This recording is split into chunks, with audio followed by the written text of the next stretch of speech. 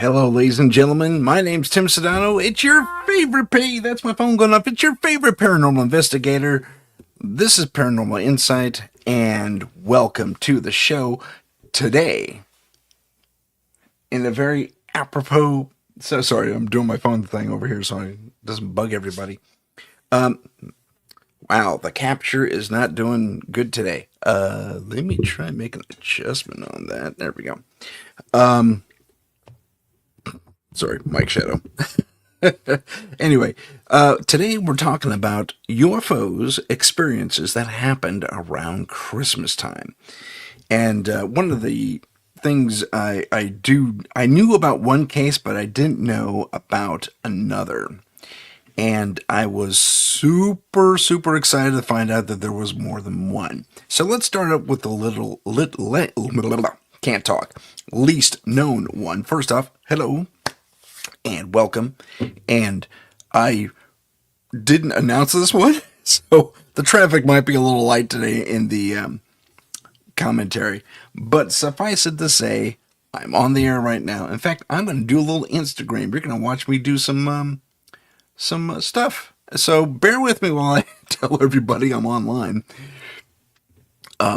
This should be interesting. I guess I'll just do it.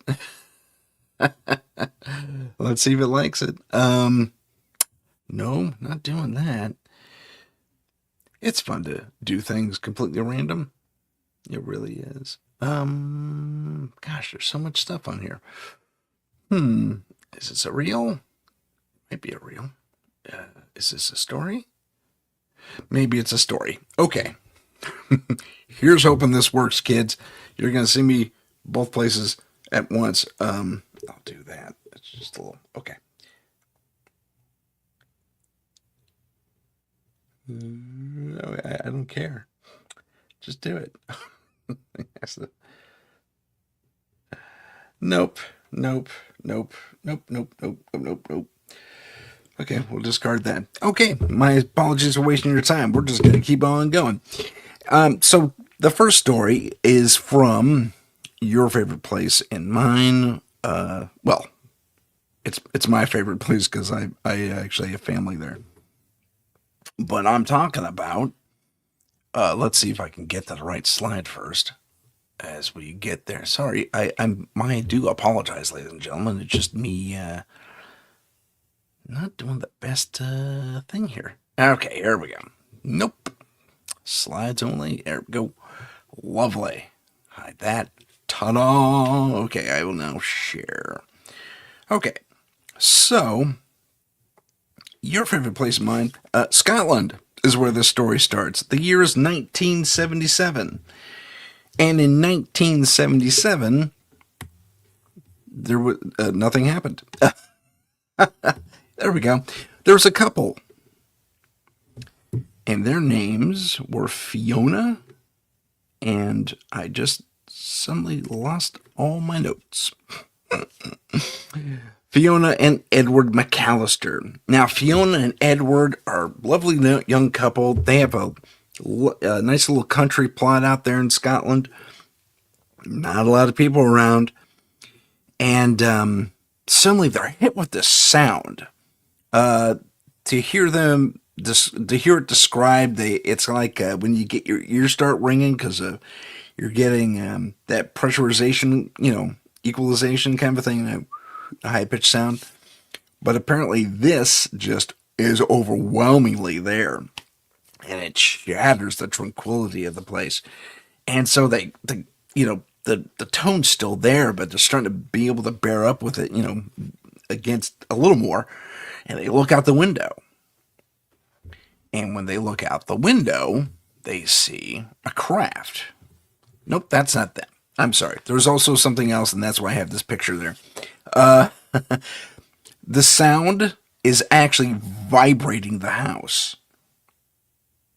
And that's what the little coffee cup there represents. So the house is rattling, like resonating. So are their bodies. And they have this weightlessness kind of vibe to them. That sound's going off in their ears. And they look out the window. That's a wrong slide, Tim. That's okay. I kind of gave it away, but that's right. And they see this saucer just sitting there over to their barn, and it's casting a light of some sort across the barn. And then suddenly everything goes away. The light the light the thing was emitting disappears, the craft disappears, and they're out. When they wake up the next day, they're in the exact same position as they were when they were looking out the window, except on the floor. Okay, most people would assume abduction. However, being dropped in the exact same spot where they actually collapsed, sometimes that happens, sometimes it doesn't. It depends on the abduction scenario. And I wish I had Joe Montalto here to talk about this more. But it could be that maybe they were placed back where they were supposed to be placed, but who knows? Because sometimes people are displaced. Like they'll end up a mile away from their car, for example. That's happened a few times in the past with abduction cases. Sometimes they will be miles and miles and miles away. Like on the opposite side of the U.S. That's happened a couple of times before as well. You know, you've been missing for 3 days. Where are you? I'm in Connecticut. What are you doing out there? You live in Nevada. You know, that kind of thing. So to have them drop where they were, I don't know, for me, just kind of rang a little bit eerie. Pardon me. But the cool part is, if you want to call it a cool part, when they go out the next day, and I gave this part away a little bit, they see these symbols carved into the roof of their barn. Strange alien glyphs. And they are like flabbergasted. They don't know what to make of this. And also, as you see over here, there's a huge circular burn mark that looks like where this thing landed. Potentially landed. One thing I find interesting about burn marks, just to take a little detour on that particular point, is Joe Montalto has said in the past that the U.S. military is capable of mimicking abductions. And, in fact, my abduction dream could be related to a U.S. military thing.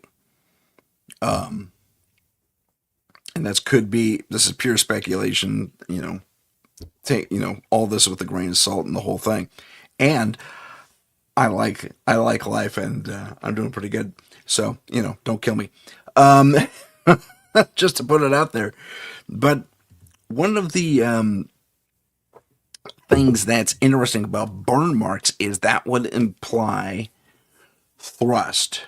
Like the need to get, to throw down rockets of some sort just to blast off. And most UFOs, when they have been, or saucer types and all that fun stuff, very few of them have actually left behind burn marks. Perhaps radiation scarring, where their landing gear, for lack of a better term, has hit the earth, and maybe there's some radiation there.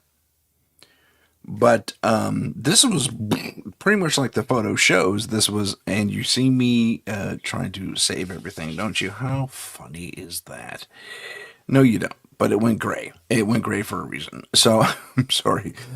In a mad dash to get this done today, some things were not saved. Seg 57 slides. Okay, so yeah. So here is our burn mark over here. So my guess is, if there were burn marks, this could have been either, I don't know if it was an American operation per se, but it was definitely, I think, a man-made operation, or perhaps aliens are still using rockets at one point in 1977. Who really knows? Honestly, the speculation goes through the roof. And thank you for that heart, by the way. I really appreciate it. If you'd like to pass the word along. Chat is open, just so you all know. So we have this burn mark deal here, and that really concerns me because this says this was potentially an Earth-based operation that knocked these people out, carved this weird thing in their barn, and pretty much goes from there. One thing that they did which surprised me is this. The McAlisters themselves actually, and I'll go over, just a minute for now on this. The McAlisters actually didn't say anything. They didn't tell a soul. They buried this. Husband goes up on the roof, paints over the tiles. The markings, rather. Wow. The burn mark gets covered with spare dirt so no one can see it. They hide it for decades. Remember, they're a young couple in 1977. They have kids not too long after that. Those kids grow up. Let's give them 20 years. They have their own kids. 90s, maybe 2000, early aughts, early 2000s. We have the grandkids recounting this story. Finally, to the media, or at least it hits a media outlet. Someone was maybe told it at a party. We really don't know the details of how the story actually got out. But Grandma and Grandpa McAlister, back in the day, buried it. They did not want to be labeled kooks. They didn't want to have any, they like the privacy, so they buried it. And the story only came out maybe 20 some odd years ago, give or take, from the grandchildren who recounted the story. So that is one of a couple of different Christmas stories regarding UFOs. So Christmas UFOs. By the way, we don't have an exact date when this happened. We just know it happened in 1977. I think they all said it was before Christmas. So, I don't know. We have 24 days before Christmas Day to figure out when that may have happened. But, I mean, the level of cover-up, and it wasn't that they didn't have any outside influences, really, other than the potential ridicule to make them act and cover this whole thing up, which I find positively remarkable. Imagine the state of mind you have to be in to not only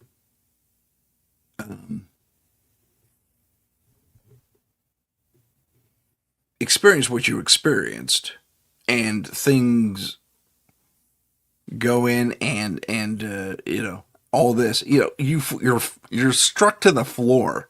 Okay, you are struck to the floor by a piercing sound, catch a glimpse of a flying vehicle, a saucer, over your barn, and when you wake up the next day, you see that. Can you imagine that? I mean, I can. I mean, having visuals helps. P.S. All AI. I didn't. This is not a aerial photo. But then you say, we want none of it, and they cover it up. I mean, wow. And they had to go through some trouble to do that. That's a big roof that this guy has to paint over or otherwise obscure. And from what I understand from the recounting, is that these were not painted on like they kind of show here. It was etched in like with a laser. So, yeah, good times. Good times. So there we have it. The McAlister case in Scotland, 1977, which is just it's the 70s too. That's another thing. Huge UFO flap happening across the globe. Many flaps, but equaling a larger UFO flap. Suddenly, people were reporting things left, right, and center, getting documents. And this is from the 50s into the 70s, but the 70s seemed to be really when it all kind of exploded. We're post moon landing, we're post Vietnam War in 1977. Or conflict, or however it is you want to put that. Pardon me.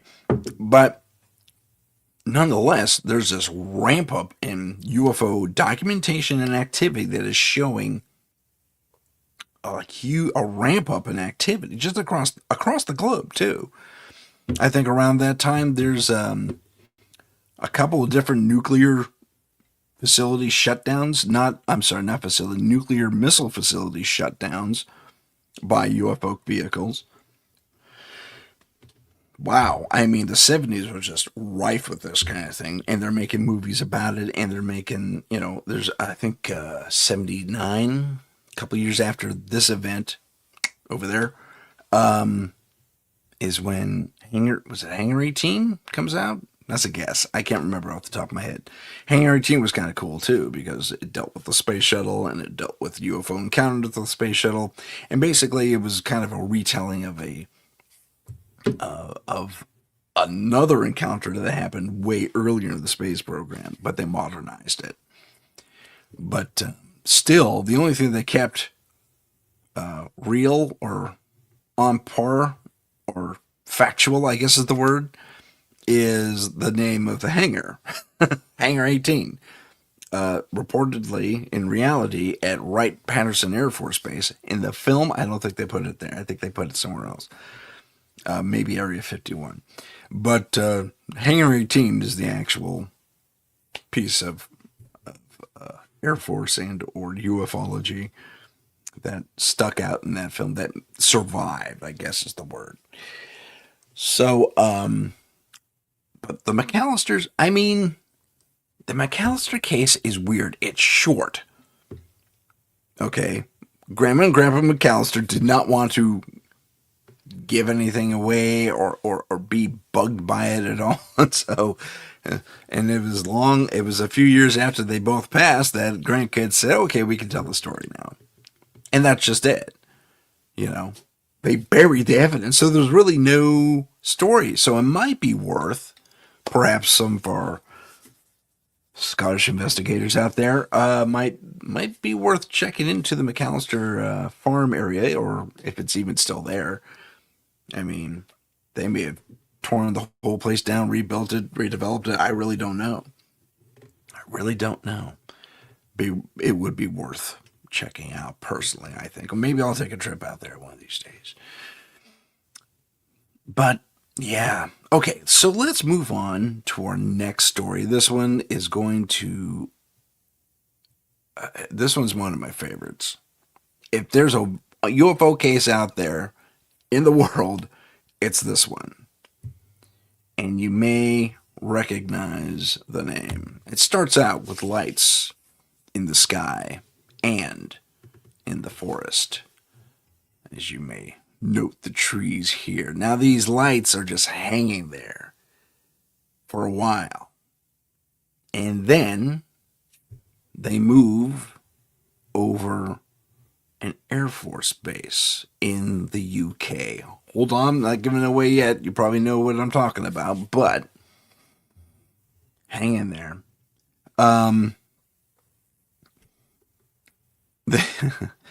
What they report rather, is these lights come over the base and start scanning like with these rasterized laser beam looking things, and the lights turn different colors. They turn like red and orange and stuff like that as they're scanning where they keep the nuclear missiles. The canisters, really, not the canisters. I'm sorry, the fuselages, before they get turned into missiles and have the rocketry attached to them. But the fuselages where they keep the nuclear material for, So that's a big problem. And we just talked about how nuclear missile facilities have been tampered with in the past by UFO activity. So, yeah. The name of this place is Rendlesham Forest. Yep, it's that case. And this did happen on, let me double check my notes because I have notes. They happened on, let me get there. It just says December. I think it was December 26th. Yeah, it is. And it happened for 2 or 3 nights. December 26th through the 28th in the year 1980. So it's 3 years after the McAlisters, and it's not that far away from Scotland. This is in Suffolk, England. This is at the U.S. Air Force Base at Woodbridge, sometimes called Camp Rendlesham, but actually Rendlesham is the forest right next to the airbase. And so they see these lights, and they're doing weird stuff, and they're parking and scanning, and there's visible beams of light coming down from these lights, these orbs, that seem to be scanning where they're keeping the fuselages for these missiles before they get capped with the rocketry parts. And that's a big problem. So they say, what's going on? What is happening? So, the personnel stationed there, everybody witnesses it. There's no covering it up. Everyone sees it. It happens at night. So the daytime guys are fast asleep, but the night shift, everybody knows it. And when they sound the general alert, everybody knows it anyway, even the daytime guys, because everyone gets called to readiness, to red alert, if you prefer. But what happens specifically on the night of December 26th in 1980,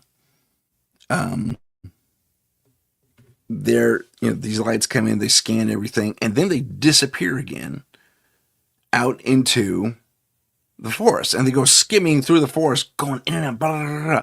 And what they thought at first was one craft, like you see here in the slide, was actually, it broke apart, went to different parts, and then came back together at the other end of this little gap forest. I call it a gap forest just because it feels like a gap, but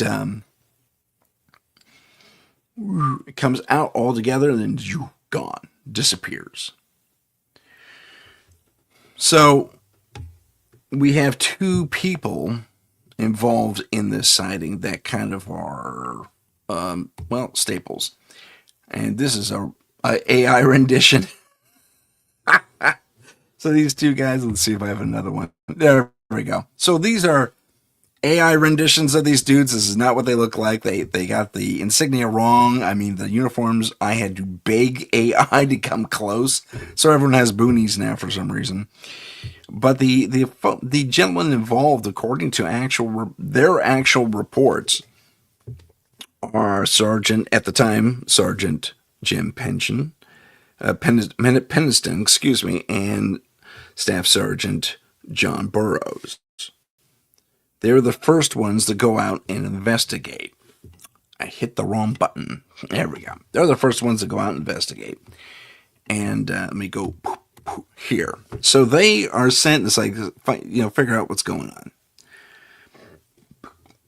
And they're sent out to investigate because I believe it is on the second night of the 27th, they're just seeing lights in the forest again. And they don't want to repeat.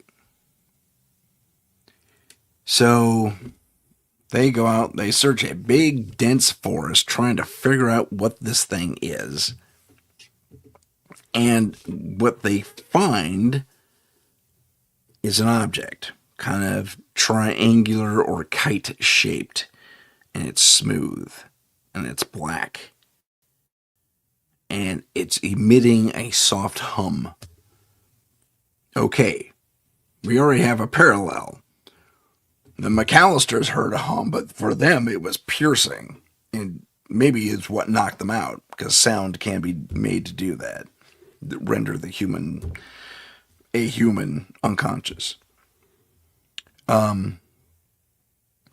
So it's humming. It's not hurting them, obviously, but they report it. And one of them actually has a voice dictation recorder. So basically, it's a Walkman of the 80s, but you can record to it, not just play. So they have a dictation machine there. I think that's what they called it. It was just a recorder, about, maybe slightly chunkier than the cell phone here. And, about yay thick, and put a cassette tape in. So he's out there, he's recording things, and he's saying, okay, we see this, we're going so many yards, and here's the thing, here's this object, this kite looking thing, this triangular angled kite looking thing that they find. And I'm sorry these slides are out of order, but they kind of are. And there's the kite looking thing. Okay, I will say AI did its best. This is the closest I could get to their description.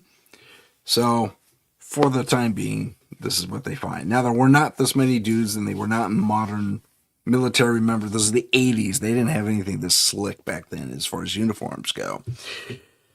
And this would be a special forces team anyway, just by the looks of it. But I digress. So, let me get over to this thing, because I think that's more fun. So our guys, our people here are dictating what they're finding. Remember, it's just two of them. It's not 7 guys like there are here. 6 guys like there are here. This is just 2 of them. So take away a couple of them in your imagination. Again, AI just wasn't totally cooperating with me. But no, not bad.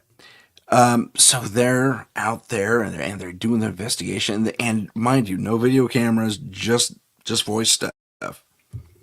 And they go on, and they say, oh, okay, we're seeing this weird craft.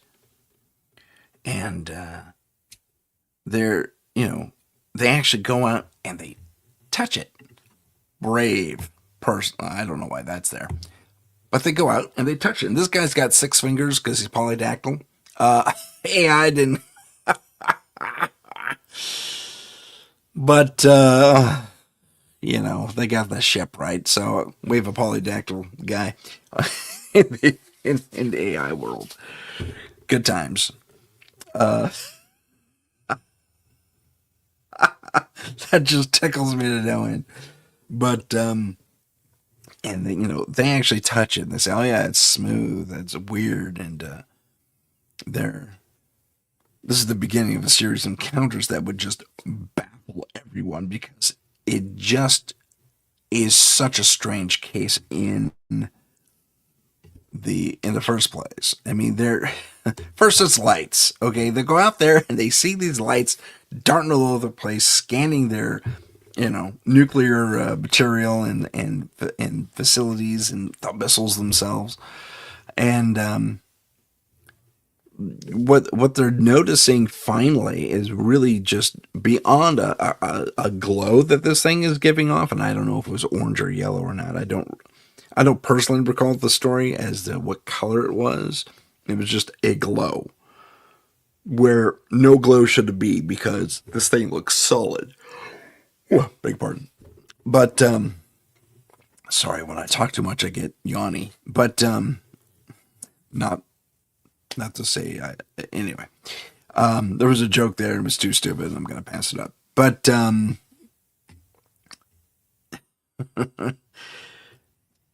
and, yeah, I think it was Burroughs who touched it. Says, oh, that's kind of cool. And almost, I think he makes a comment where he says it almost feels like skin. Okay, we've heard that before too.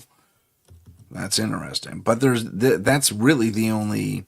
Okay, there was a glow with the other thing in Scotland with the McAlisters, but for them it was just pretty stark and burning things into our barn's roof. But so I'll give that two things in common: the sound and the glow, both of which are severely diminished in intensity compared to the McAlister case. So our soldiers here are getting the soft version. Maybe they learned the lesson in 3 or 4 years, and they describe the craft. Or I think Burroughs is the one, the recorder. He describes it and says it's about 2 to 3 meters wide, has symbols on it that we don't know what it means, and it seems to be hovering ever so slightly off the ground. And or if it has landing gear, they didn't really inspect. They didn't, it's bad enough one guy touched it. And I think they kept their distance otherwise. And they said, well, if it's not hovering, it's on some sort of mechanism that, a landing mechanism closer under the body. But it looks like it's floating. Oh, beg your pardon. Talky yawn. Excuse me. So, the object I'm reading. So, it doesn't look like whatever this object is, it didn't disturb anything. There's no, it didn't crash because there's no broken trees, no skid in the earth, nothing like that. So, as they continue to dictate and explore what this thing is, they also note that this thing at the time didn't bear a resemblance to any known aircraft, military, or civilian. They made that note in their tape. You know what? It wasn't Burroughs who touched it. It was Penniston. He's the one who touches the craft surface. And it was warm and smooth, and it was unlike metal or any metal he'd encountered because it had a kind of a tingle. It gave off almost like an electric shock is the way I hear it, but there was a tingling sensation whenever you touched the metal. And I think he would later say it almost resembled skin. If you touch someone and you have that, you know what it is to touch someone, you have that warmth to it, like it had body heat. It's kind of crazy. Benson claimed to have experienced strange dreams and memory lapses after touching this thing. And in fact, Burroughs has to kind of half drag him out at one point, guide him out because suddenly he's loopy. Penniston is. And so Burroughs and Penniston exit the forest, make their report, and a second team is sent out. And that's kind of where we see, these guys. So a bigger team is sent out. The thing's still there.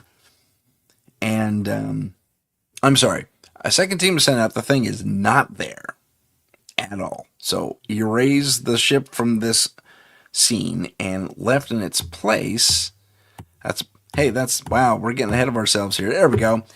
Left in its place are three, and they're more equidistant than this, but are three little holes left in the earth where this thing apparently rested.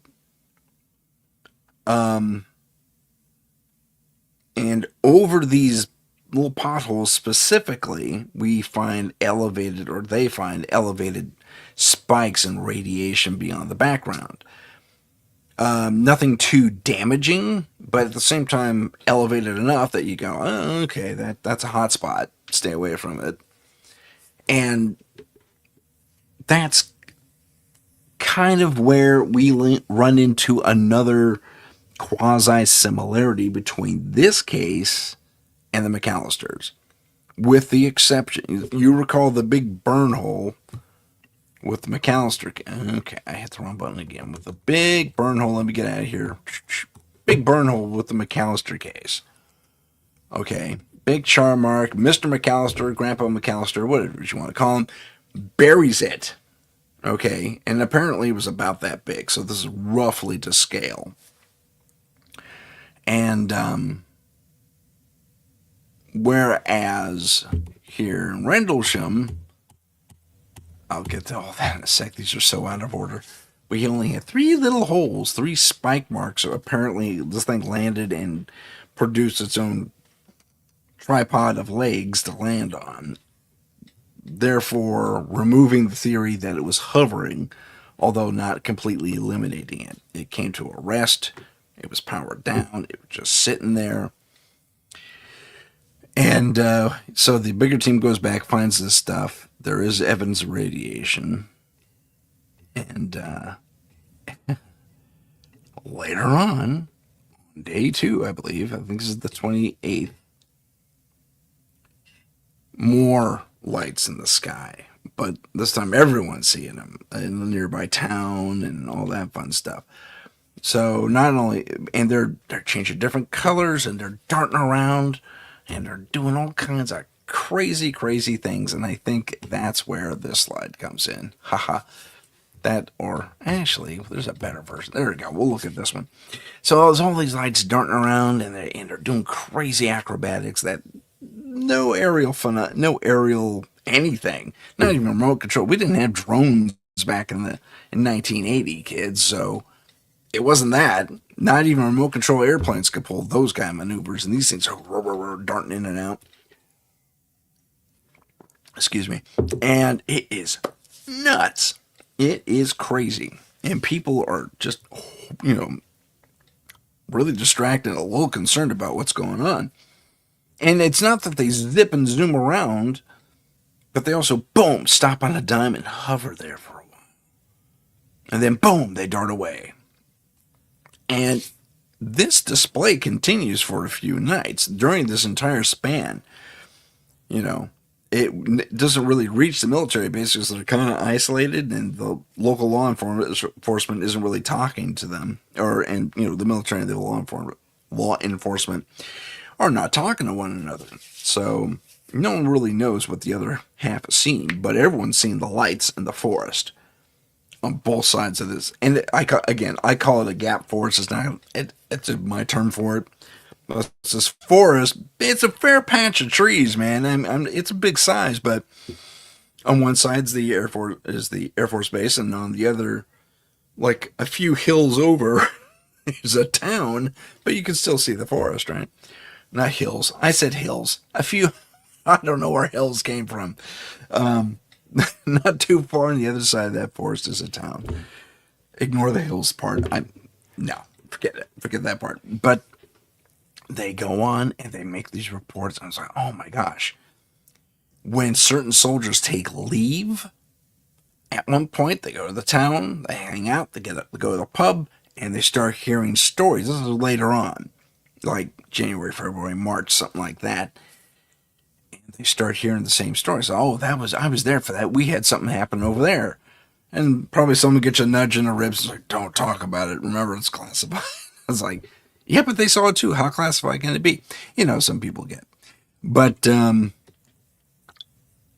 nonetheless, now it's a bigger event. But let's rewind time a little bit. Let's go to the second night. Let's go to December 27th. The phenomena persists. Lights in the forest, darting all over the place. Weird stuff is happening. More people in the night shift are reporting it. And it's getting intense. And the frequency of these sightings is happening like almost hourly. So now they're on a heightened alert. They were already, and now they're even more heightened. So enter the CEO. I think he's the CEO, or he might be second in command of everything. He's, I'm sorry. He's at Bentwater, not Water Ridge. Water Ridge? Oh, shoot. Now I'm blanking on the thing. I had to rewind my notes. I couldn't find it. So, enter Lieutenant Colonel Charles Halt and his patrol. Now, he's a deputy base commander at RAF Bentwaters, not too far from Water Ridge. And this is the British now, not the Americans. And They have, I think they have an adjoining runway, so they both use the same set of runways for their operations. But one side's American, the other side's British, and I think they interact. But anyway, I think that's the layout. That's personal recall. I don't have a map of it, unfortunately, but I believe that's the case. So, and they did that a few times back in the day. So Holt, Lieutenant Colonel Holt, leads an official patrol into the Rendlesham Forest the following December 27th, where all this weird activity is happening, and the people in the town see it, the people in the Air Force bases see it, and it's weird, and everyone's exhausted. So RAF Lieutenant Colonel Charles Holt is going to get to the bottom of it. And he takes a team out there, and they got everything. They got their flashlights and their Geiger counters and their radio communications. And his team continues to document everything they're seeing. And they're seeing the same thing the Americans saw. Because I think there's some limited shared reporting, since the Air Force Base, they both kind of share is affected. So they're, RAF says, okay, we're going to investigate it too. America says, go for it, your place. And during his patrol, he's also making audio recordings. And they capture the radio communications, the ambient sound, obviously, and his direct narration of things unfold, similar to what Burroughs did, because Burroughs had his tape as well. And he's kind of calm. Suddenly the lights appear in front of him, and he's recording as all this is happening, and he's calm yet tense. And there's this, if you've ever heard the tapes, it's amazing, because, oh God, we see them right in front of us. And he goes really quiet, and he calls out over the radio about something about goes silent, or, mum's the word or something like that. And it just shuts everybody up, radio silence from this point until I think he says radio silence too. So everyone's watching this stuff. And I got a slide that depicts that. There it is. So everyone's out there watching this stuff. And they're tense, and they're on guard, and they're going, oh my gosh, look at this crazy stuff happening in front of me. And Holt is recording his thing. Okay, now we see 5 yellow. I hit the wrong button again. Now we see 5 yellow lights and 2 red lights. And they keep changing colors here and there and all that fun stuff. And his, with the British accent, of course. And I can't really do one all that well, but you get the point. So they're super calm about it, and they're talking, and they're going, oh my gosh. Strange, just crazy stuff. So, usual reports at this of that type of phenomena: strange glows, odd maneuvers, unconventional aerobatics. They're overwhelmed. They're scared. They're witnesses to this weird stuff. And after the lights vanish, they discover more of these circular indentations on the floor, where they believe another craft, if not the same craft, had landed. Or they could also be, that's where there was some confusion. They didn't know if they were seeing Burroughs and Pendleton's craft landing spot or not, because there was some discrimination between where Pendleton and Burroughs saw their craft and where they were finding these indentations, if I remember correctly. And that's not in my notes, unfortunately. But I think there was some discrepancy. It's like, oh, we found it over here. Oh, that's weird. The craft was over here, and and I don't think they're really sharing notes all that much, other than everybody looking up and seeing strange lights in the sky, scanning their stuff. So, you know, each military has their own responsibilities for their own countries. America is more or less a guest at that point, and they're not looking to step on toes. So I think reporting was limited between the two parties on that base. But nonetheless, after the fact, when things are, I don't know about declassified, but I think the British declassified it, and that forced the Americans to declassify it. Or the Americans just said, well, the British declassified it, and we are just, something happened. you know, Usual heavy redaction on everything else that was going on.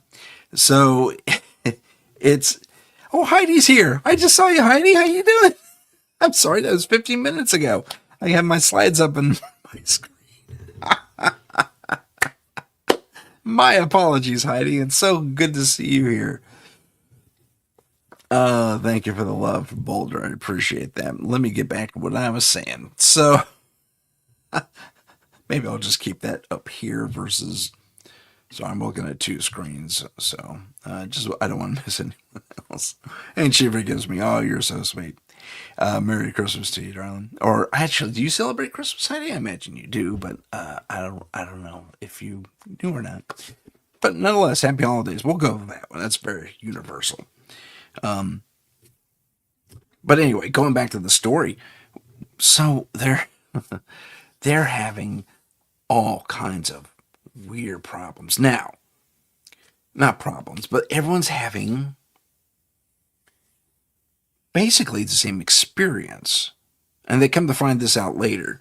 The townspeople and the military folks on both sides of that airbase are having the exact. You know what? I'm thinking maybe it's a different airbase now all of a sudden. That's irrelevant. We have two air bases in very close proximity to each other. One U.S., one British, and they both investigate the Rendlesham Forest. Anyway, so let's get to. Okay, so we later find out the townspeople and the military folks are all having weird psychological, their effects are happening to them. They're disoriented all of a sudden. There's high anxiety, vivid dreams no one can really describe. And everybody, the townsfolk, the military guys, are on edge. They feel like they're being watched. If you've ever had that sensation of being watched, that's a scary feeling, especially when you know for certain eyes are on you. You get that a lot in the forest, especially if animals are watching you, even little critters. They're staring at you. And if you find their eyes at the same time, especially if it's a big old buck deer, that happened to me once, and he was like in the bushes on the other side of a very meager hedge, and he was just sitting there still as can be because I wandered into his feeding ground. And it was years ago when I was hiking, and he's making no noise, and then I see his ear go, how they flick off flies and stuff. And I look like this, and then he goes, he gets a little taller. You know how they do that?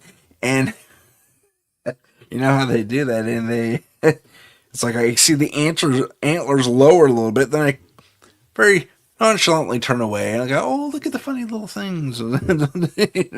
Draw my attention away from the fact that I saw him. And I very calmly walk away. But knowing those eyes are on you is something else, let me tell you.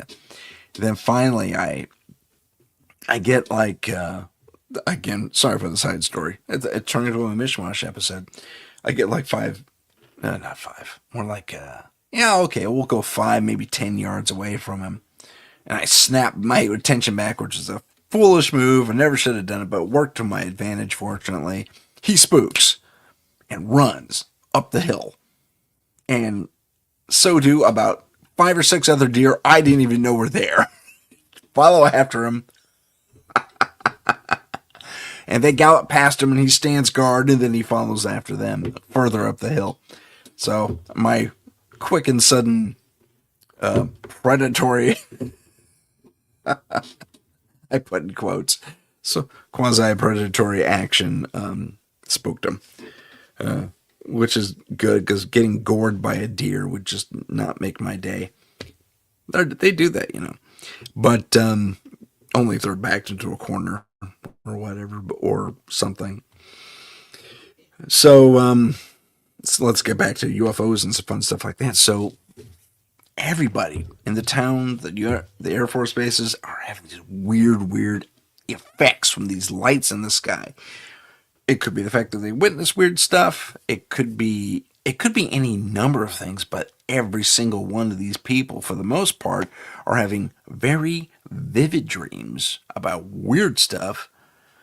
And it's concerning everybody, because suddenly nothing was really wrong until these lights showed up in the sky, and now everyone's on edge and weird. And having weird stuff.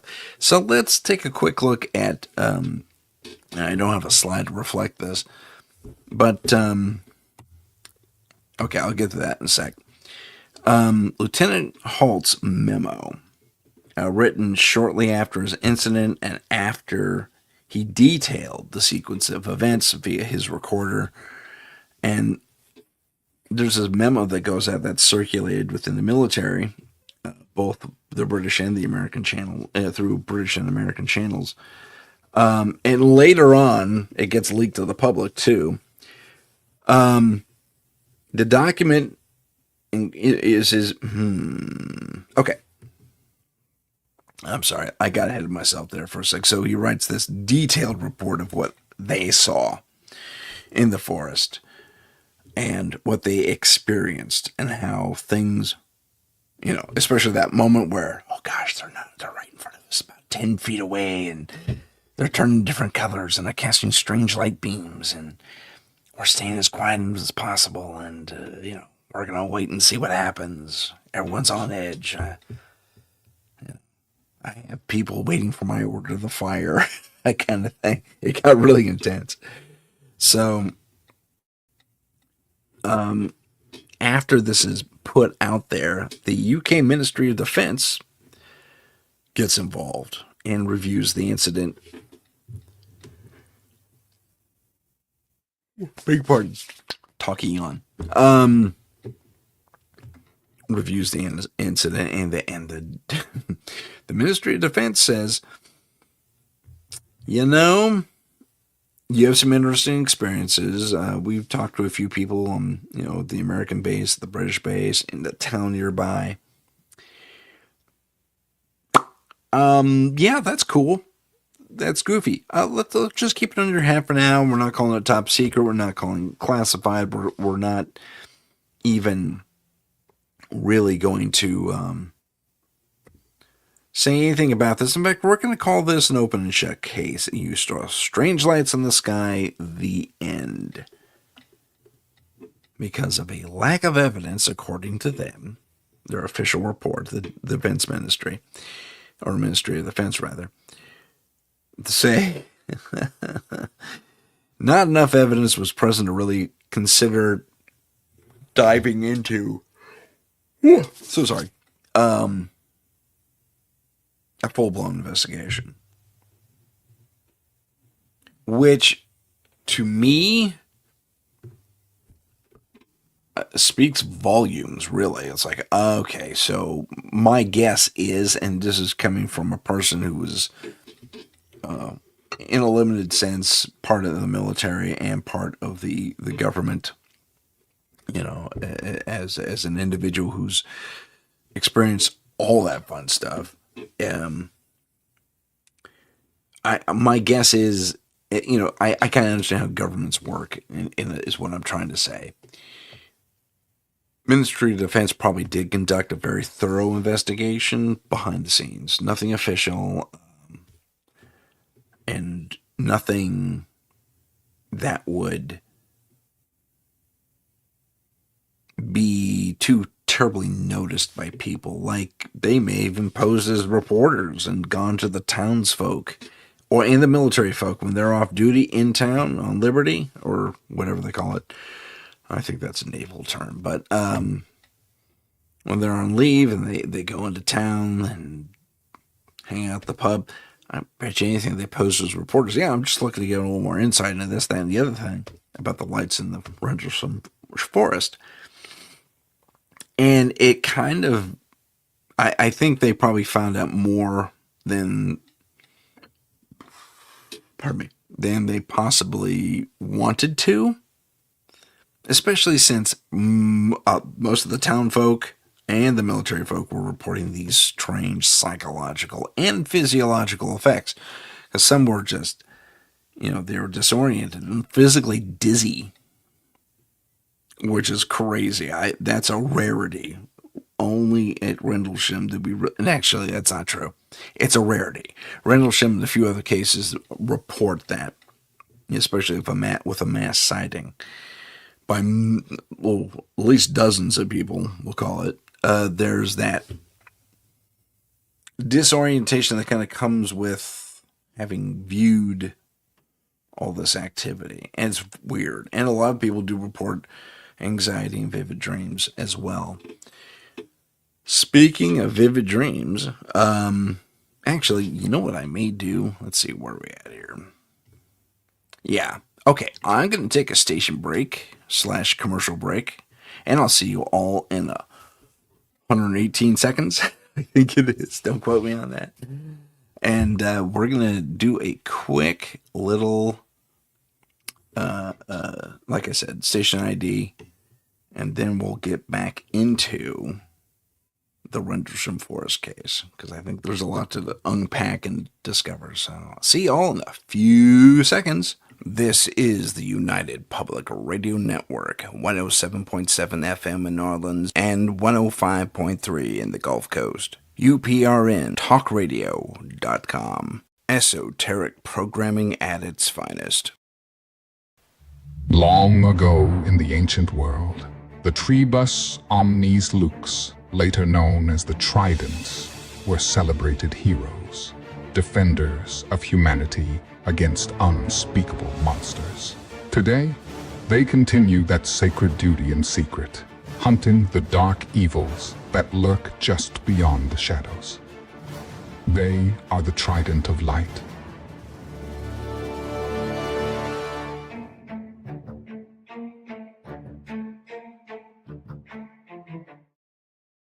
Follow us on Instagram at paranormal.insight. Stay informed on upcoming shows, ask questions, and see what chilling paranormal stories we're following. Don't forget to follow us on YouTube at paranormal_insight. Click the live tab to see our latest videos. And we are back. I'm in the corner. There we go. We are back, ladies and gentlemen. Welcome back to Christmas UFOs, segment 57 here on Paranormal Insight. My name's Tim Sedano, your favorite paranormal investigator, hosting this wonderful, wonderful episode. And thank you, Heidi, for welcoming me back. I promise I can talk. Sorry, Christmas party last night. I had a great time. It was fun. So I'm a little tired. But I digress. I'm not that tired because I love this. Again, this is my favorite UFO case, Rendlesham Forest. So when last we left off, the Brits and the UK Ministry of Defense and the Americans, more unofficially than not, pretty much swept Rendlesham under the rug. Never mind, they had dozens and dozens and dozens of witnesses, not only in the military sector, but in the private sector as well. Quick little hello to everyone who joined us on chat and who are watching us live and gave me that cool little heart. Really appreciate that. That's awesome. Getting back to what I was saying. So it's swept under the rug and it's largely forgotten. Largely, but not entirely. around, I think it was retirement. The retirement had kicked in. And I think it was Burroughs initially. Remember those two guys? Let me get back there real quick so I can show you what's going on. So you might remember those two guys, and I'll show you their pictures here. So Burroughs and Pattinson, I'm mispronouncing his name, are the two initial Air Force guys that go out and investigate this. And one of them runs his handle on, brave dude. We have a picture of a polydactyl gloved hand doing that. There it is. And again, these slides are out of order. I'm so sorry, sir. Some stuff's going to get given away. But as we're... so he runs his hand over it. Ooh, crazy stuff. So anyway, Pattinson and Burroughs officially retire. I mean, they're done with the military. They've done their bit a few times over. And they're not even really thinking about this incident anymore. But one thing that stands out, especially to Burroughs, I think it's Burroughs. My notes don't reflect that, and the story doesn't reflect this for some reason when I did my re-research on it. But he remembers also being a victim of all the sleeplessness, where they're having a really hard time focusing. There's this disorientation in general and anxiousness, and it's not letting them sleep that well, and the images keep playing over and over and over and over in their head. And they, so Burroughs digs through his stuff, because he still had some of the files. He had the old notebook he was using. He had the recording he was using. I think he had, either he got it back because the case was largely dismissed, or he made a copy of it. I can't remember which, but something told them to hang on to that evidence. So, as he's going through this stuff, he finds a notebook of his. And this is not the best example, I must add. No matter how many times, I was pretty adamant and argued with AI of what this should look like. But here it is. So imagine this on a small notepad and handwritten. I'll zoom in a little bit so you can see what that is. That's a series of ones and zeros. And he hand wrote page after page after page with a small spiral notebook. Ones, zeros, ones and zeros, ones and zeros, and an alphabet in a binary code, basically. And he starts pondering this. It's like, gosh, I don't even remember doing this. And the way it's written like he was not paying attention to the lines because it was skewed. But again, AI wouldn't reflect any of this stuff, and this is as close as I could get. Anyway, so again, use your imagination. This is actually a small spiral field notebook that all these ones and zeros are handwritten on. So in handwritten penmanship. And it's off to a side, like he wasn't paying attention to what the lines were. He wasn't keeping it. He didn't care, He was just flip, flip. And he does not recall doing any of this at all. It's like he hit these weird little mini fugue states, and suddenly he was, just, hey, Burroughs, oh, yeah, and he just closes the notebook, off he go. So, at one point, the ones and zeros end in his notebook, and he's got a few pages left, and then regular old notes on his, because he was an MP, or SP, I guess is in the Air Force we call them SPs. So, his notes kind of pick up after a few of these different things. So he goes like 3 or 4 pages, 1 zeros, 1 zeros, 1 zeros, and then his regular notes just pick back up from investigations and smaller cases he was working on base. And he says, what the heck is that? I don't recall doing this at all. So he calls Patton. It's not Pattinson, but I'll call him Pattinson for now. And he says, hey, Pattinson, you remember anything about this? He says, no, I remember weird dreams, like really freaky weird dreams. I was like, what are you talking about? He says, well, it was kind of after you went missing. Huh?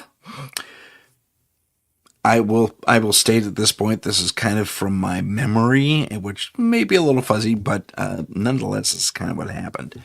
So Pattinson tells Burroughs, yeah, you went missing for a little while. And I was kind of out of it for a little while. It's like I knew you weren't there, but I was a little distracted and wobbly myself. I couldn't even figure out which way was up, really. And I think I even fell asleep at one point. What? You fell asleep on duty? Dude, you were gone on duty. I mean, you went AWOL. Don't give me your crap. So they talk about this a little bit more.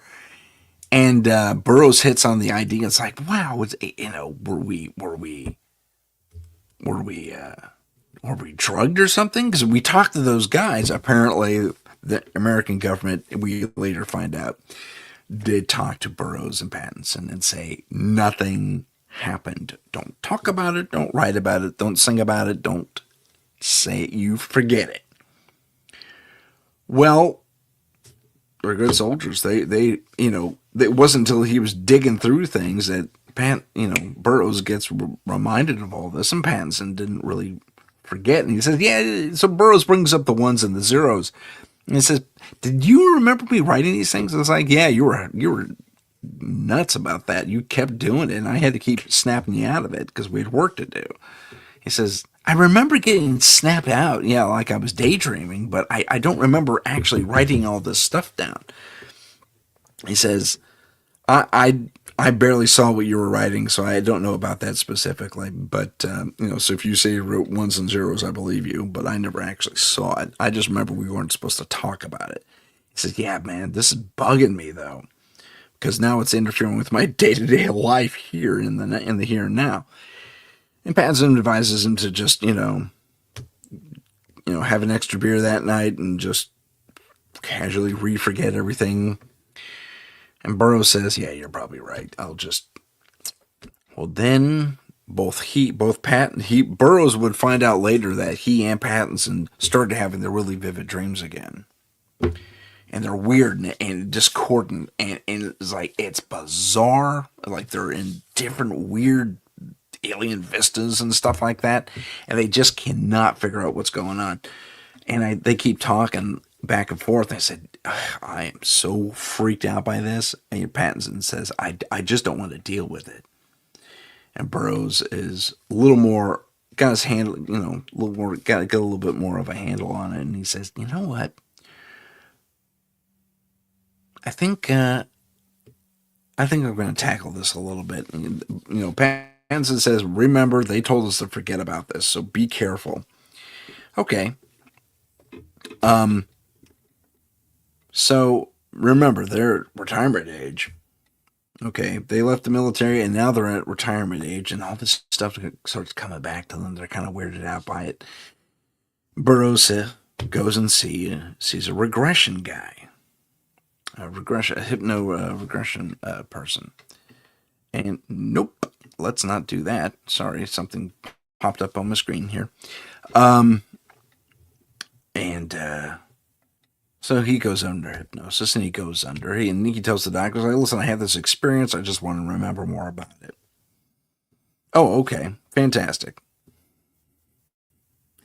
This will later become, I could be getting the names mixed up. Maybe this was Pattinson the whole time. Could have been, but I remember it being Burroughs for some reason. So he goes in, and he says, okay, I just want to know why I was writing all these ones and zeros down, because it makes no sense. So he gets regressed, and the story he recounts is this. Whilst he and Pattinson were out on patrol doing their thing, that's wrong, out on patrol doing their thing, and they come across the craft, Burroughs recounts an interesting tale.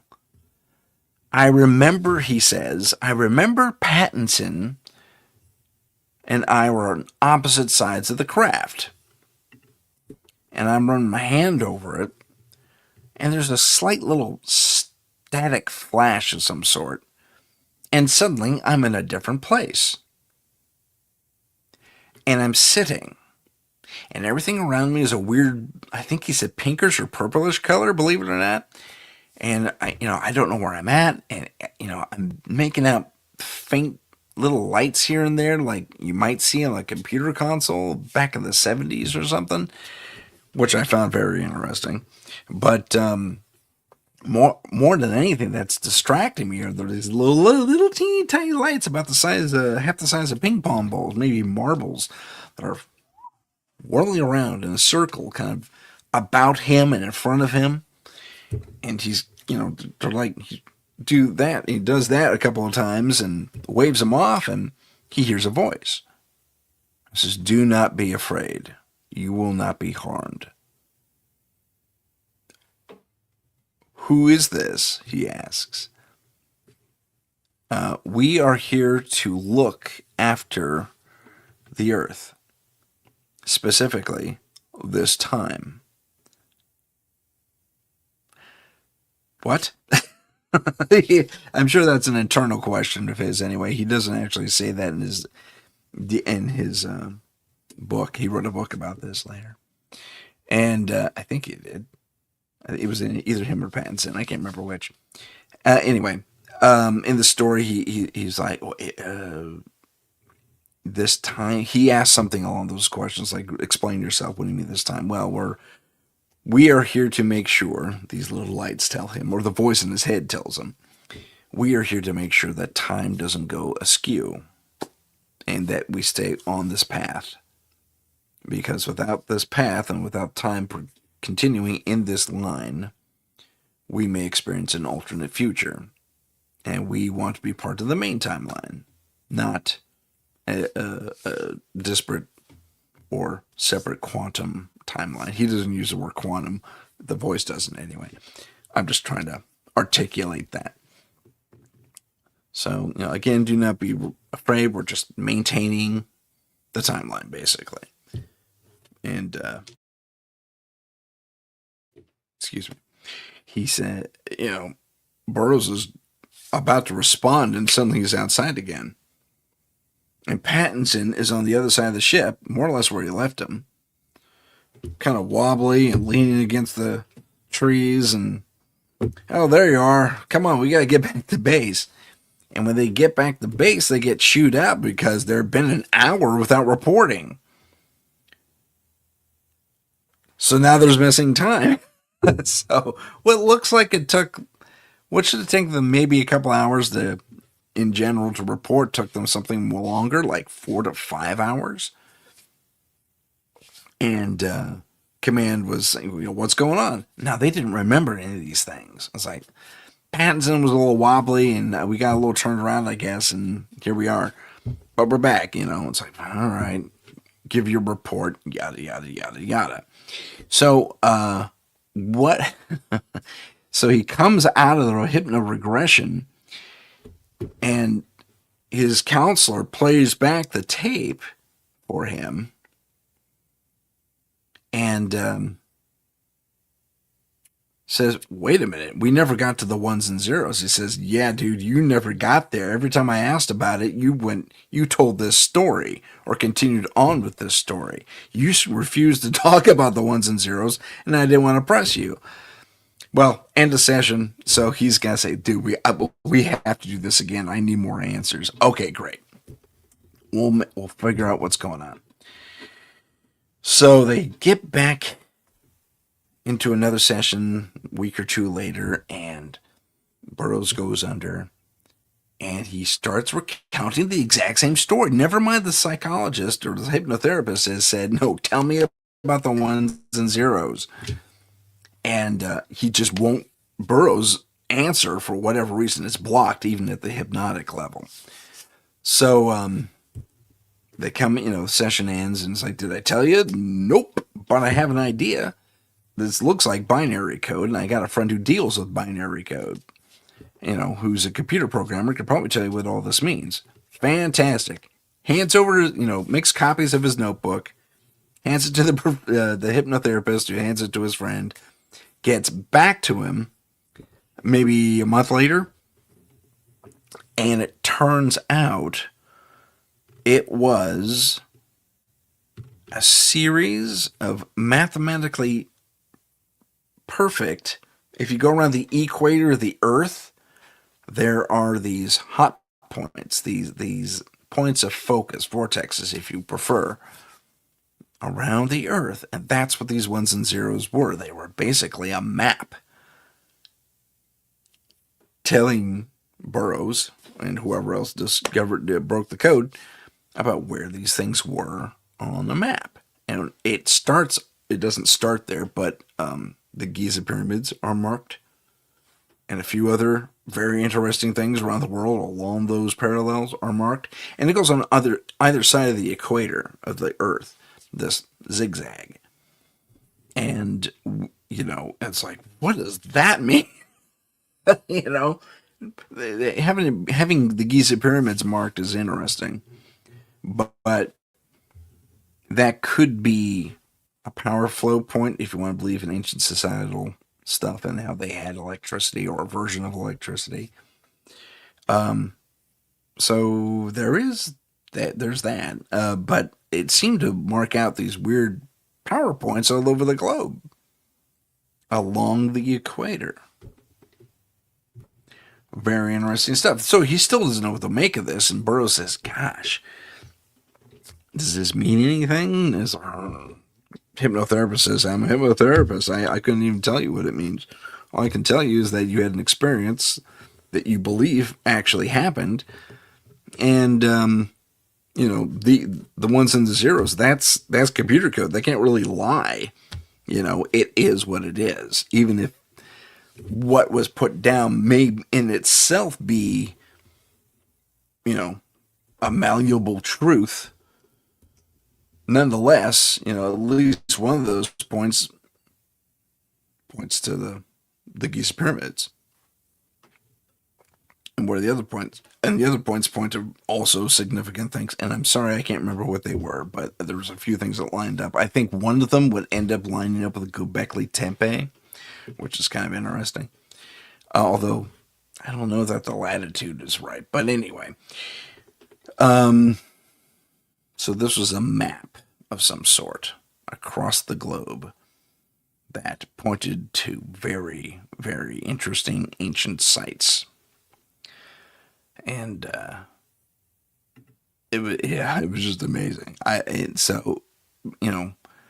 think he writes a book about all this, and he continues to investigate it a little bit. And he actually, I hit the wrong button again. And I'm sorry, I should have included this. Again, these things are way up. That was supposed to be a Geiger counter. And why AI put the Earth here, I don't know. These are lights in the forest, not Earth. Anyway. Intense Soldier, the Halt Memo. Okay. So one thing that kept cropping up in early investigations when Burroughs went back, because he went back to the Rendlesham area to try and get answers. Because this was the thing for him. And one of the things that cropped up for him, because remember, he's an investigator, he's looking for the truth. The whole truth, nothing but the truth. And one of the things that came to light, no pun intended, were, okay, could we have been seeing a lighthouse beam shining through the forest, creating weird refraction, yada, yada, yada, yada. Because there was a lighthouse by this coastal town, I think. And because Rendlesham's not too far from the coast. And it turns out this thing was beyond the curvature of the Earth. So you couldn't see the lighthouse.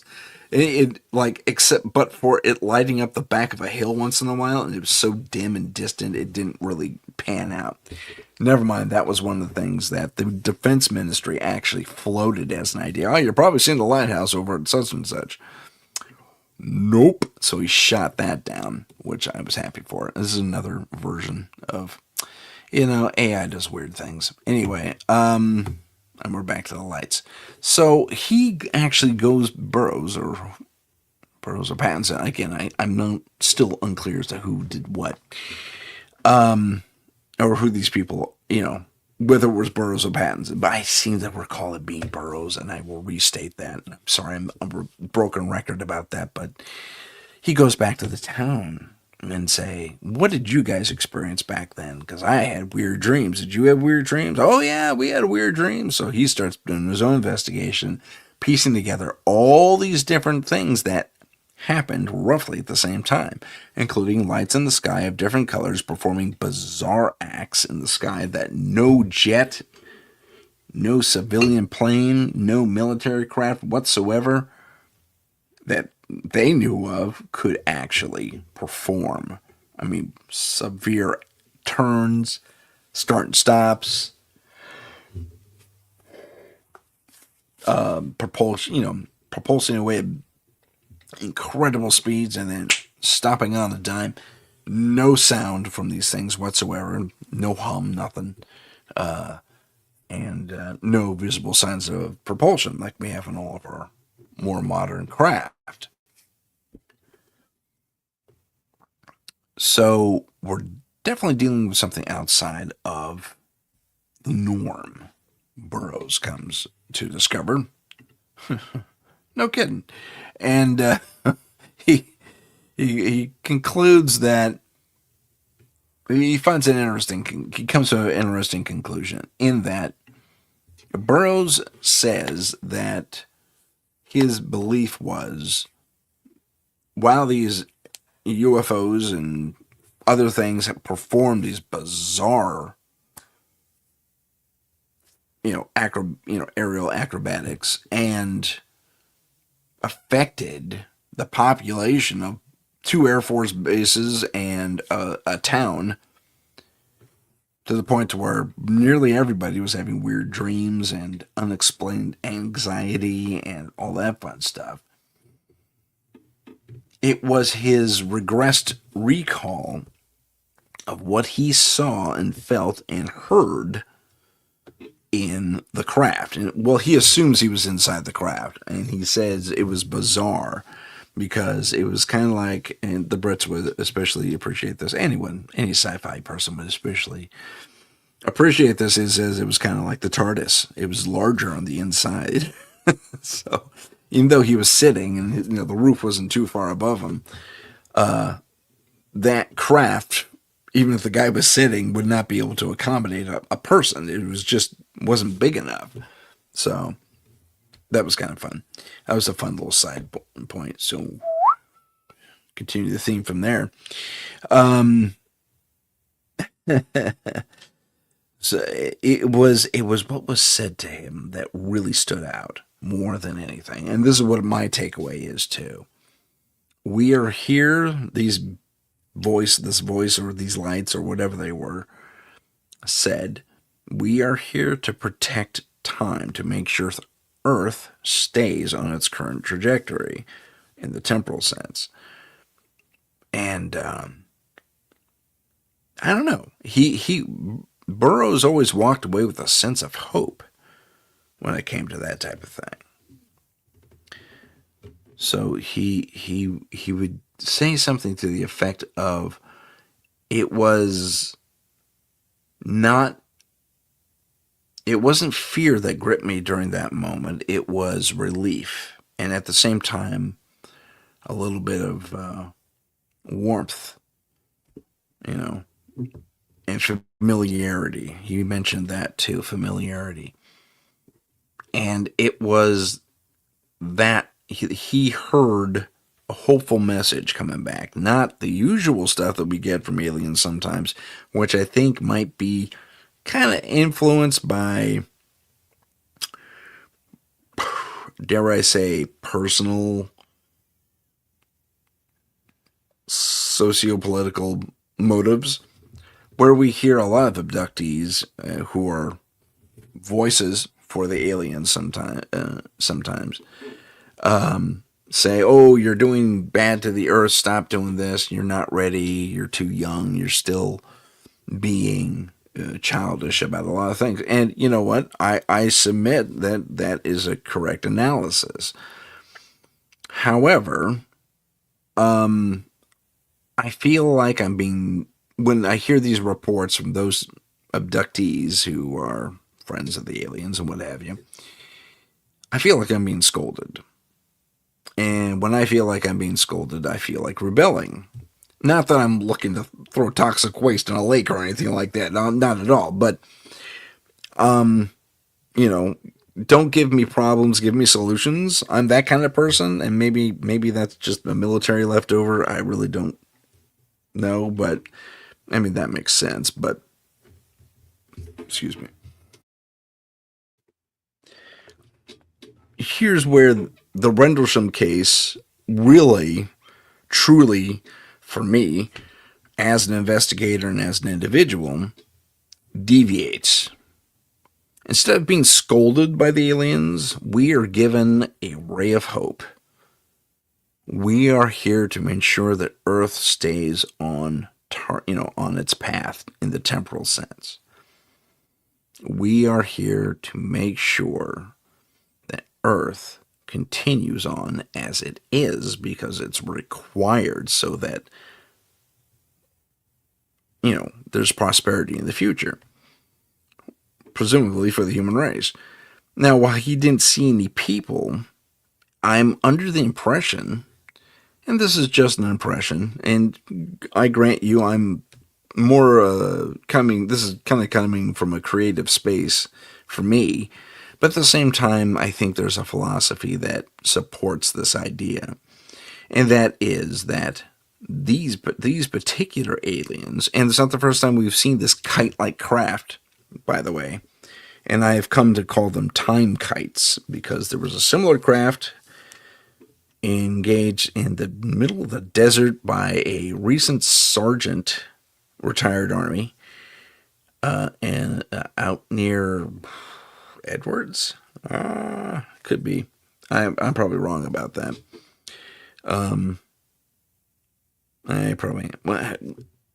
I think it was in an Air Force base, but it was outside of an Air Force base on a lonesome road, and he gets stopped by this craft. And it's basically the same thing. It looks like a kite. Big, about, same measurements as what Rendlesham, the guys at Rendlesham saw. And he sees the underside of it because it's being loaded into a larger craft. That's kind of cool. And he sees the underneath of it, and it has familiar, like, ports that you would see for data, for example, and kind of like the Boogosphere. You know how the Boogosphere has that chipset looking thing on the top of it with the circuitry? I saw something similar to that. And he's a sharpshooter, range master, so he's got the eyes and the recognition to know what a lot of this stuff really kind of looks like. But I digress. The message, I think, is what's key. And it's positive from my perspective. It says we have a future. And we're on a good path. Maybe those out there trying to deviate us from this better path for humanity, and maybe it doesn't look like the best path right now, but I have perhaps a blind, but a confidence that we as humans across this earth are actually on the right, larger path toward a better, at least more advanced future where we are able to send machines back in time to ensure temporal continuity. So, absorb that for a second or two. And that's kind of where the Rendlesham Forest thing ends, but not really. Because it keeps coming up. It has since been called the Roswell of The Brits, the British Roswell, which is, wow. Our Roswell wasn't even that fascinating. I mean, it was, but I mean, the the backpedaling of Roswell and the way this, they started to tell us all the truth, and then they said, you know what? Just kidding. It was a weather balloon. I don't know. And did anyone really buy it back then? I don't know. It was, 47.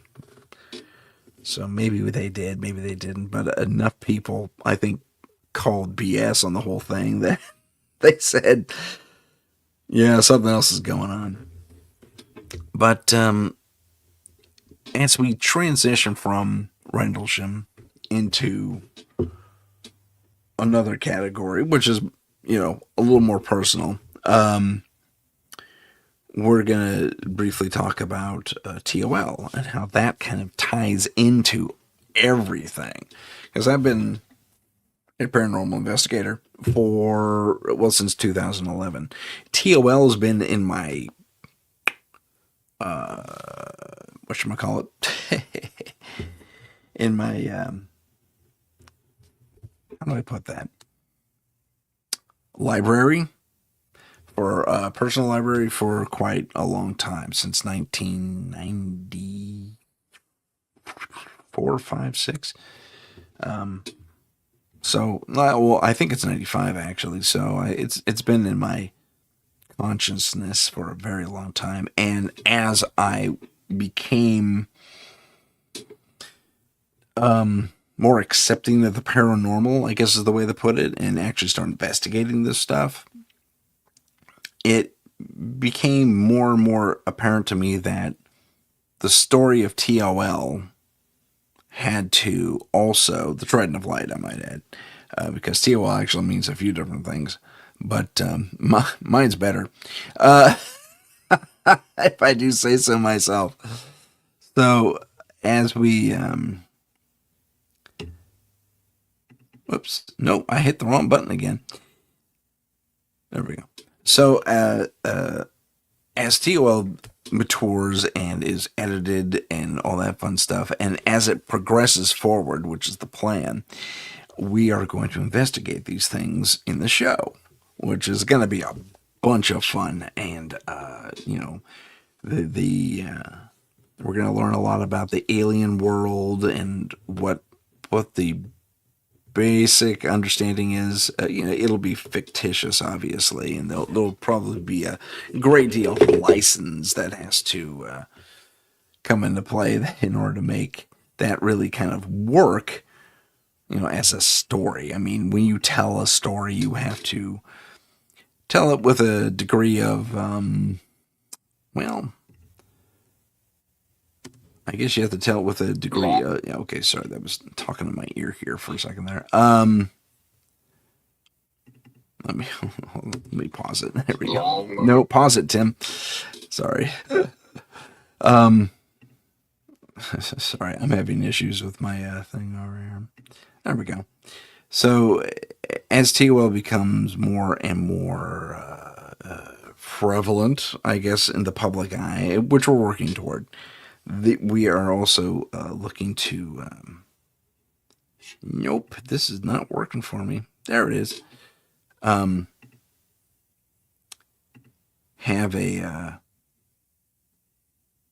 a handle on the real stuff that we know. To say that we know, only a few people really have a clear idea, but I want to include the tall whites, the Nordics, the reptilians, all these cool alien creatures, like from a story perspective, where we have an opportunity to share not only the story of TOL, but did that pop up again? Sorry, I have no screen right now. There we go. But to have maybe a slightly more realistic grasp on, and this is playing in silent in the background as I do it, a slightly more realistic grasp on the actual culture of what's out there in alien world as we explore these monster hunters, which will later become much, much more. So yeah, we have monsters here on Earth that we have to hunt and all that fun stuff, but it's also we have a responsibility to provide a sort of, I'm trying to get that just so right there. A responsibility. Sorry, this thing's in the way. A responsibility to not only tell a story that means something, but to tell a story that actually reflects the so far reported reality of at least our part of the galaxy. You know, again, the Nordics, the tall whites, and all those guys. So I think TOL is really going to be at the forefront of a lot of interesting things, and maybe they'll be able to say, oh, that's, we'll put this up there to add to the disinformation campaign. What if I don't let that happen? Wow, that's getting dangerous right now. And I like being alive. Do not, something happens to me, it was done on purpose. But I digress. So we have a story, the Trident of Light. They are monster hunters, at least initially. And they have amongst them a person with a very, very, shall we say, not a deep, dark secret, but certainly a secret that's going to be pivotal to not only opening up the understanding of the characters who are involved, as on a larger scale, but certainly it'll allow the audience to take a look at and perceive what we have been told by various and sundry witnesses who have come forward and said, yeah, there is that out in the universe. There is this, that, and the other thing that have been here on Earth for a very long time and all that fun stuff. So the stories are going to reflect a lot of those truths based on the truths told to us via Senate committees or personal anecdotes or anecdotes shared over the air on these paranormal type shows to explore this type of thing. So my goal with TOL is to really kind of put real, for lack of a better term, I guess, real faces to real alien faces, real alien entities that we experience as humans from time to time. Sometimes just because, sometimes on purpose, and sometimes by accident. And that's what the TOL really is about. So I open it up to you. We're going to kind of do a little baby open mic night here. I gotta stop saying baby. Mini open mic night. If those of you watching want to hop on into the chat on either YouTube at paranormal_insight, or I forget the UPRN one all of a sudden, but look up the UPRN. I'm live on there right now. You can't miss me. Hop into the chat there. That's fine. I got one person in the chat right now. That's Heidi. Heidi, got any questions for me? I'll wait. If you don't worry about it. One thing we're exploring in the TOL as well is not only the alien question, but the cryptid question. So it'll be a ton of fun. We're gonna delve into, they're from this place. Like there's one guy on the team who just kind of knows it because he dealt with them from a different perspective, So it'll be a lot of fun. And it's not serious drama. It's, we played a little tongue in cheek, sometimes, not all the time. If you like Supernatural or Evil Dead, you're kind of in the right wheelhouse as far as the vibe of the script and the story goes. So it's gonna be a lot of fun when that happens. I don't know that I'll be able to do the show once we get rolling, but I'm certainly gonna try. I'll tell you what, lots of pre-records and stuff, or I'll be guests on other people's shows, or I'll have a guest host, or we'll figure something out. Hey Heidi, do you want a guest host? Paranormal Insight? I'm teasing. If you want to, that'd be cool. But can you talk for 2 hours about the same thing forever and ever? Let me know about that. No questions from Heidi yet, so I'm going to invite all of you once again to hop on the chat if you can. And, yeah, ask me some questions. We got about anything we discussed today, not just TOL, but Rendlesham, about the McAlister case, which is, wow. I can only imagine McAlister's fears, really. And I don't know that I wouldn't do the same thing, especially back in the day, because no one wants to be called off. No one wants to be called crazy, you know. So, and we're coming at this, we're kind of in this disclosure type of deal right now, and we have been for the past 10, 20 years, maybe 10 to 15. But certainly the last decade, where that stigma is washed away, which I'm thankful for. So there is that. Again, we have question. The lines are open, as they say, although it's just chat. If you want to hop on the air, I could probably send you a link. Yes, I can. And we can share, we can have you on the show to ask me questions, which is fun. So if you do have questions for me, come on down. If not, that's okay.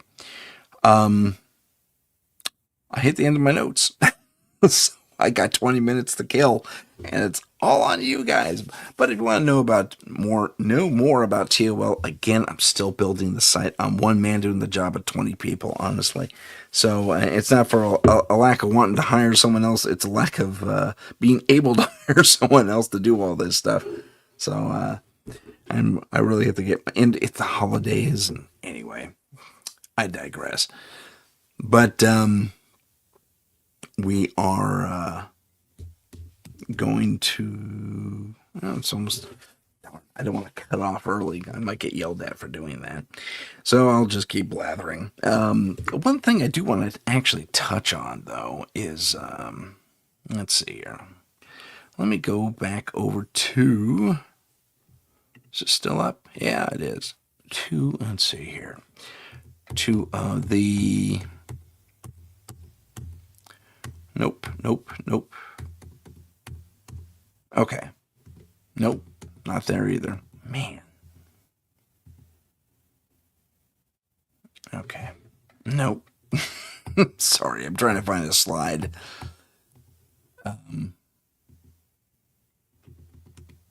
Okay, I guess the slide isn't there that I thought I had. I was going to touch on, another point of the Rendlesham case. It's my neck that went wonky. Excuse me. But, alas, I don't have a visual to really kind of cue into what I'm wanting to talk about. And it's a little abstract. But, yeah, if you want to talk, whatever it is you want to talk, I'm more than happy to talk to you about it. One of the things I wanted to share as well is,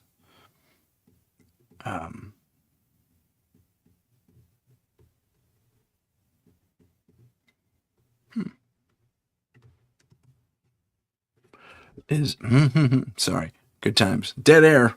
One of the things I wanted to share about TOL as well, that we do have an interesting opportunity to have not only the oh gosh, I kind of goofed that up a little bit. The opportunity to tell one story, but given that this is an international team, international not team, organization, we will have an opportunity to tell the story of TOL from various perspectives, which I find fantastic. And I mean, if you have the wherewithal, even if it's on a low budget, and you have the wherewithal to do 5-6 episodes at maybe a half hour each, and you want to tell the story of a TOL team in Scotland, since we were talking about Scotland earlier, yeah, and you want to include your local folklore and the monsters and stuff like that, yeah, I would be willing to open the license to have you guys come in and tell your story and be backed by my production company. As far as, again, having the rights and licenses to use our stuff, I'd send you opening credit collateral, kind of like what we have here in the the story where, back in the day, and then this happens, and then up comes Scotland, which is cool, and go from there. I think this is 2025. Yeah, it does. There we go. So so that is one fun perspective I wanted to share right now. I'm willing to make this a very international space and have various countries provide their stars and or fans or whatever, and you do your best, man. You send it to me, and if you need help with special effects, maybe we can help with some special effects at one point. Don't get too elaborate. Again, we're still in the planning stage, so I'm just kind of spinning ideas right now. But the idea would be to actually get this out there, and like I said, there's a TOL team in every major city. If I didn't say that before. So in the story, there's a TOL team in every major city. Bangladesh, Moscow, even. Yeah. I mean, the great thing about the TOL is it doesn't have borders the way the rest of the world does, because the idea is that we're unified on the mission to rid the world as much as we can of all these monstrous evils that are looking to attack and or consume humanity at the more visceral, basic level, as food.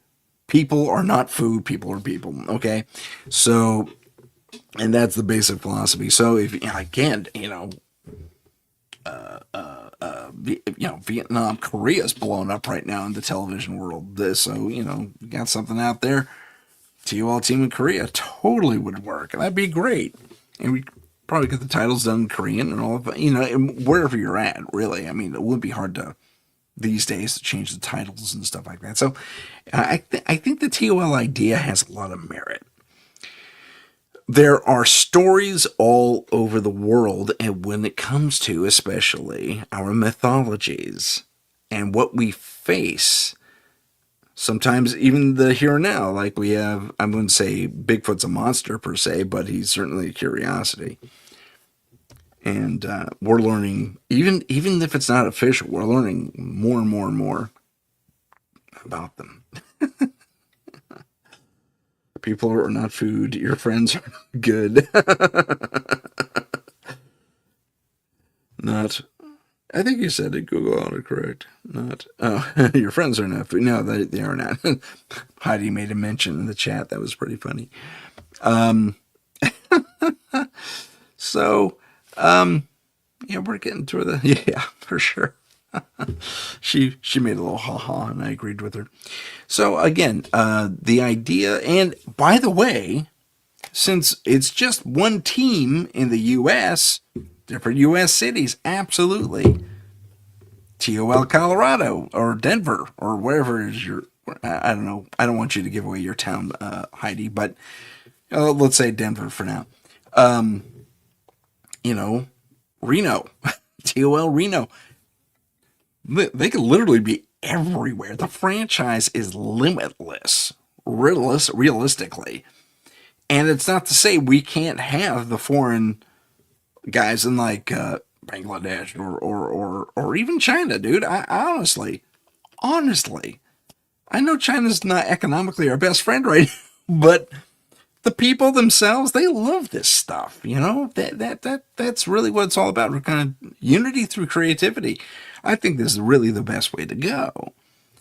So, I'd love to have TOL Beijing. That would be great, dude. They're taking on all their different monsters here. The hopping vampires, for example. That'd be great.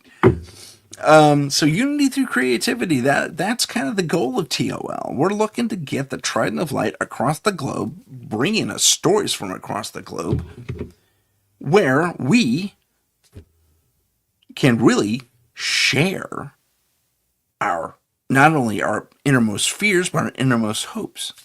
I think that's a really cool idea. Oh, and Heidi agrees with me. Thank you so much, Heidi. I'm glad you like that idea. So we're narrowing down to our last few 10 minutes, and I've been blathering about my own project. But that's okay.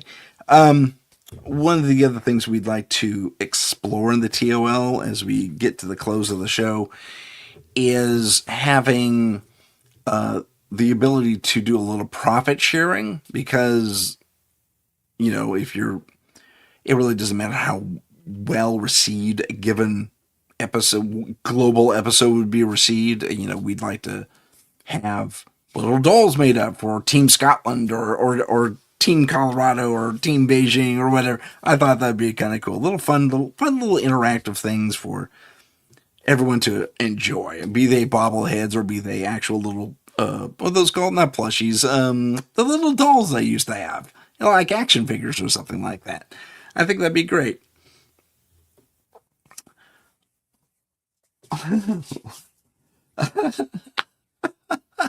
Louder for those in the back. In case you missed it, unity through creativity. So TOL has a ton of potential out there to not only make the world a better place through creativity, but to unify us, I think. Sherry's here. Yeah, you are late. That's okay. Enjoy the replay. I was just touting my own project here a little bit. no biggie. But and that the general theme of TOL is unity through creativity, and that there would be the potential to have the TOL in various places, not only across the country but across the globe, because each town, as I was reminding everyone, each major city has a TOL team in my little TOL universe. So the Trident of Light is everywhere, and they're there to help. So it'd be great to see all the different mythological creatures crop up that are the baddies, and have the TOL team take them down, to protect the people. Because as I mentioned earlier, people are not food. And that would be the goal of the monsters, to make a meal of innocence. So, I think I blathered enough. I'm going to say good day on this one. Or it could be good night where you're at. I really don't know. But I want to thank those of you in the chat for joining us. Those watching at home, thank you for joining us as well. My name is Tim Sedano. This is Paranormal Insight. And we'll see you in a couple of weeks. It'll be repeats because it's the holidays. And Merry Christmas to you too, Sherry, and to Heidi, and happy holidays much gratitude from me too. Absolutely. I love you guys. You're fantastic. And happy holidays in general, and happy new year in general to everyone out there in the world. So, let's help bring TOL around. Keep watching that video. I'll have more to share in a few weeks on that front. And if I don't see you before then, because I think I'm showing up on someone's show in a little bit, I'll see you guys in the new year. So happy 2026 when it comes around, and know that I love you. Take care, everyone. My name's Tim. This is Paranormal Insight. Goodbye for now. If you have a paranormal experience that you would like to discuss on the show, please email us at paranormal.insight.podcast@gmail.com. That's paranormal.insight.podcast@gmail.com.